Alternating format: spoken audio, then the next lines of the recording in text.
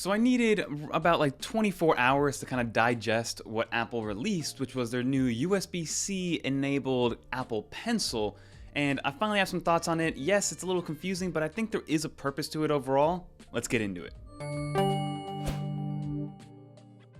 Okay, so let's quickly get the facts out of the way when it comes to this brand new Apple Pencil USB-C. So from a form factor standpoint, I believe it's going to look relatively similar, if not exactly the same, as the Apple Pencil 2. It's going to have a matte finish, it's going to have a one-sided shelf so it doesn't roll off a table and can still magnetically be attached to iPads, but the big difference here is that there are some differences when it comes to actual functionality. So first off, to charge it, it does not charge wirelessly or magnetically on your iPad Pro or iPad Air or any iPad that supports that wireless magnetic charging. It is going to charge via a new USB-C port, which is hidden behind this slide over cover, which from the reports that I'm seeing doesn't fully come off. So it's not like the same cover that we have on the first gen Apple Pencil, which I remember I lost like 10 of those before I finally found one that would just like stay on with a little kind of clasp, which was great to see. But the USB-C Apple Pencil, which I think that's the official name of it, or Apple Pencil USB-C edition, it will have kind of like a little sliding door which you can plug in, and that USB-C port will be used to not only charge but to also initially pair the Apple Pencil to whatever device you're going to use it with.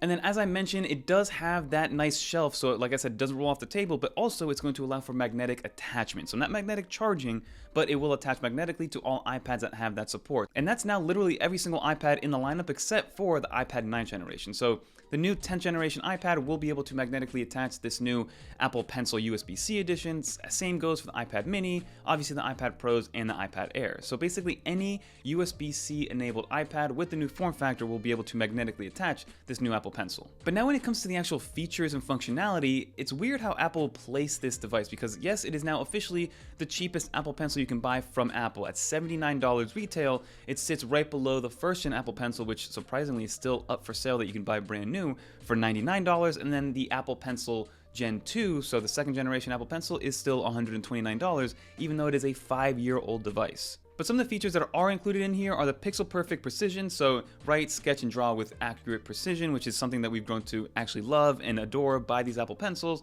You still get that 9 milliseconds of low latency, especially in the iPad Pro models. You get tilt sensitivity, so you're still able to then tilt the actual Apple Pencil to get a different type of stroke depending on what marker or what writing tool you're using. And then you also get Apple Pencil Hover, which this is probably the most interesting one because Apple Hover feature came only to the M2 iPad Pro. So if you have an M1 iPad Pro, this won't work, and you needed the Apple Pencil 2. So now the cheaper Apple Pencil USB-C, which is cheaper than the first gen Apple Pencil, supports this hover feature on the most expensive iPad that you can buy. So kind of a weird juxtaposition in pricing, performance, and functionality on this Apple Pencil. But hey, if you have an M2 iPad Pro, you get the hover feature with a cheaper Apple Pencil. Now, some of the things that they omitted from this $80 Apple Pencil is firstly the double tap gesture. So there is no touch sensitivity, there's no touch gestures that you can do with this new Apple Pencil. So if you are somebody that uses that double tap to go to eraser and vice versa, that is not a feature that can be used on this new Apple Pencil. You also lack pressure sensitivity. So you do get, like I mentioned, the tilt sensitivity, but pressure sensitivity, which is actually very useful depending on what type of tool you use to write digitally, but something like the watercolor one or something like the highlighter, those rely on pressure sensitivity to get a little bit more accurate depending on what you're doing. That is not a feature of this new Apple Pencil. And then as I mentioned, obviously they omitted the wireless magnetic charging, so you do have to charge it via USB-C. So now to quickly run through the lineup, you still have the $129 5-year-old Apple Pencil Gen 2, then you have the $99 Apple Pencil Gen 1, which is even older. I believe it came out in 2015, so almost a 10-year-old product still being sold at the same retail price that when it first started. And then lastly, you have the brand new USB-C Apple Pencil, which is $79. So now the question is why, right? A lot of people were kind of confused. I think it's mostly because people thought that we were going to get new iPads, including myself. I thought we were going to get some sort of new iPad mini or iPad Air, or maybe something just a little bit more, I guess, spectacular, for lack of a better term, than just a kind of watered down Apple Pencil. But that is what Apple decided to release, and that is how I'm going to judge it. I'm going to judge it in its own little silo. So I think the purpose of this is twofold, right? Because it was a little confusing when Apple released that 10th generation iPad, because it had the same form factor as the newer iPads, but for some reason didn't support Apple Pencil 2. They still kept the support to the first gen Apple Pencil. You needed to buy a dongle in order to charge it because the Apple Pencil uses Lightning to charge, and you have a USB-C port now. So it's kind of a little bit of a mess. So I think what Apple did was they released a cheaper Apple Pencil alternative that can be used at that lower level 10th generation iPad form factor and price point. And I think this is going to be very heavily used in the education space. Some of these educators don't need to have the $129 Apple Pencil 2 to be used with their cheaper iPads that they have in the school. So I think that is where Apple came into mind. They wanted to make it a little bit easier, a little bit more functional to actually charge your Apple Pencil with USB-C with your 10th generation iPad that has USB-C input, but then also give a cheaper alternative for people that don't need that Apple Pencil 2 and don't need kind of that $129 price point. And obviously they omitted some features from this one to differentiate, a $50 difference in terms of price point from the Apple Pencil Gen 2 to the USB-C Apple Pencil.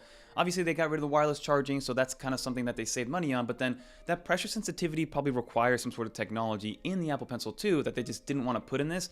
And I also think that there's two different type of Apple Pencil users, right? There's people that just like to use it for digital note-taking, right? They're not artists, they're not designers, they're just somebody that brings their iPad into a boardroom and they take notes on it as if it is literally a notepad, right? And I'm one of those people. I don't really draw too much in terms of design work. I make some very rough thumbnail kind of mock-ups, and I mean very rough, I'm not an artist at all. So something like this Apple Pencil USB-C at $50 cheaper directly from Apple is probably a good alternative to then getting that $130 Apple Pencil for somebody like myself who's just using their Apple Pencil for note-taking and some very rough sketching, right? I don't really need the pressure sensitivity in order for that to happen. I do wish they kept that double tap gesture control for the switching between eraser and not switching, but hey, you can't win every single battle. And then of course, if you are that designer, that artist that needs that pressure sensitivity for shading and for being able to color within a certain parameter that you're using, then yes, the Apple Pencil 2 is going to be for you. And then there was a rumor about an Apple Pencil Gen 3 with removable magnetic tips for different kind of virtual tools and digital tools. Obviously that didn't come out, but I also don't think there is a big kind of space for that in my opinion, but leave a comment down below of what you think.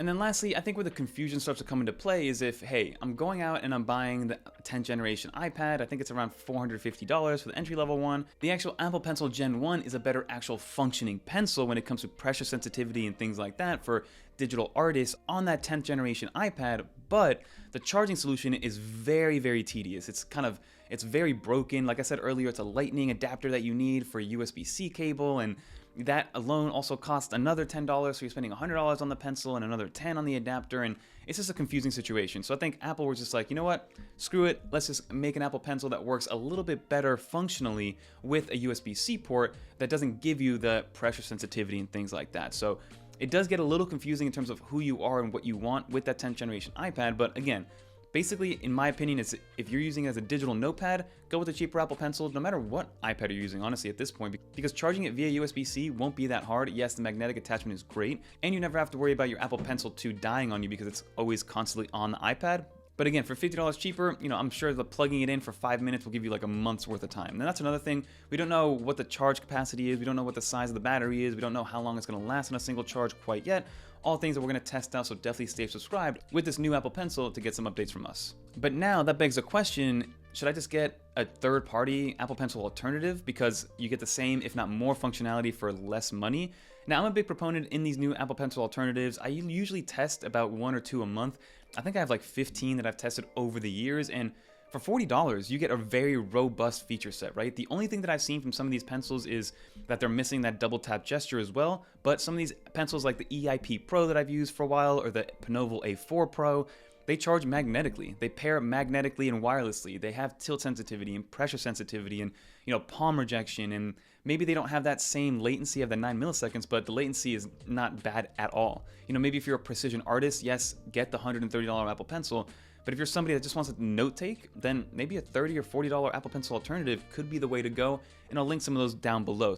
So basically you're paying double compared to these alternatives just because it is an Apple product. And yes, that comes with its benefits. I'm sure Apple has AppleCare on it and you get a reliable brand behind it as opposed to these no-name brands on Amazon. But again, for $40 or $30, even I've seen some for $20 that don't have the full feature set, but still get the job done for digital note-taking that are more than enough for this sort of feature set. But that's to each their own. I will leave some down below of the ones that I've used that I trust that I would recommend. Like I mentioned earlier, that EIP Pro is a great alternative, so I'll link it down below if you guys do want to check that one out. But that is the Apple Pencil USB-C. It is a little bit confusing. People didn't understand why it came out, but I just think it's for people that don't want to spend $130 on an Apple accessory, on an Apple Pencil. They are just digital note takers that just need a stylus basically that can be used with their iPad, and it does support literally any iPad in the lineup right now and just connects via USB-C. So things I'm still curious about is how long will it last on a charge, how quickly will it charge, What is the lifespan of that battery? You know, all things that we'll find out probably relatively soon, but that's going to do it. Leave some comments down below. What do you guys think about this Apple Pencil?